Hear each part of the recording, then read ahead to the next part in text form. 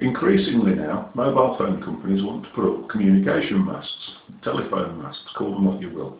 You've seen them, they're all over the place.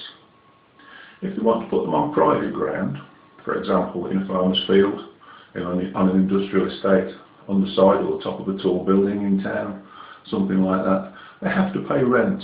It's an ongoing cost that they have to pay to have their phone mast on other people's ground or property. They don't want to do that. There is a loophole that they're crawling through at the moment. You may or may not know this. There is a bill in Parliament called the Communications Act. It's existed since the Second World War, in fact before the Second World War.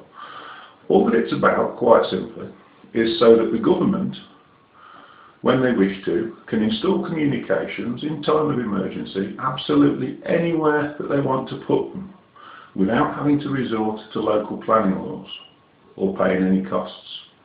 Now, I'm sure you'd agree, in time of national emergency, if there was threat of invasion, if we were preparing for such things, and the military wanted to come along and stick a communications antenna in somewhere, you'd sort of think, oh God, okay, it's better than the alternatives, okay, we'll have that. And that is the spirit in which the law was intended when it was written back in the day. Also think of it back then, the reason it doesn't cover private companies is back then there weren't any. You had a monopoly on communications. It was called the GPO, the General Post Office. That's gone, obviously, been privatised, split up, spread around. Any Tom, Dick and Harry who's got the money can now pop up mobile phone masts. Through the Communications Act, if they wish to put up a phone mast at the side of the highway,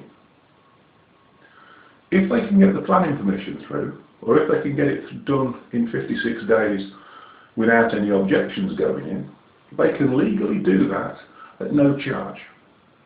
No installation fees, apart from what it costs them to build it and stick it in themselves. But they don't have to pay anybody else any fees or charges, and there is no rent incurred for the phone companies having one of these masts sited at the side of the highway.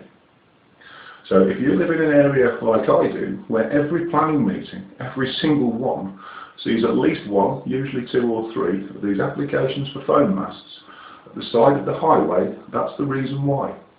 It costs them nothing in ongoing rent. Quite frankly, they're asking to put them in some ridiculous places. You've probably got examples local to where you live, so I won't give you any local ones from here. The only way you can get these stopped is to object to your planning committee, but I've had an idea of something that you can do as well. The Communications Act is the problem.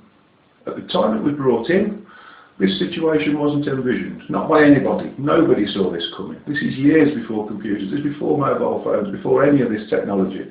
It was dreamt of, science fiction. But I'm holding it now, I'm talking to you on this. You use it yourself every day. The Communications Act needs changing. It needs amending in Parliament, basically. So it doesn't cover private phone companies, it only covers national need. To do that, you've got to contact your MP.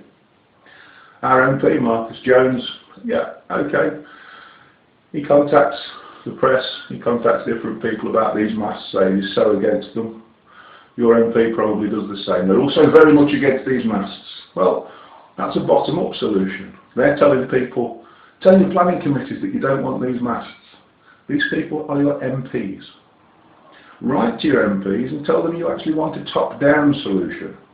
Rather than telling you to write to your planning committees and object to this mast, and the next mast, and the next mast, and the ongoing number of masts, and the applications for them that are going to come your way, write to your MPs and tell them, I want you to do your job and get the Communications Act amended, because then these planning applications will stop coming in. Because you know what? The highway isn't the most logical place to put these things. So get the Communications Act amended, and then I won't have to keep writing to my planning committee this month, next month, for the next however many years this is going to continue till something else comes along. Please think about it. Contact your local Member of Parliament and get the Communications Act amended. Thank you.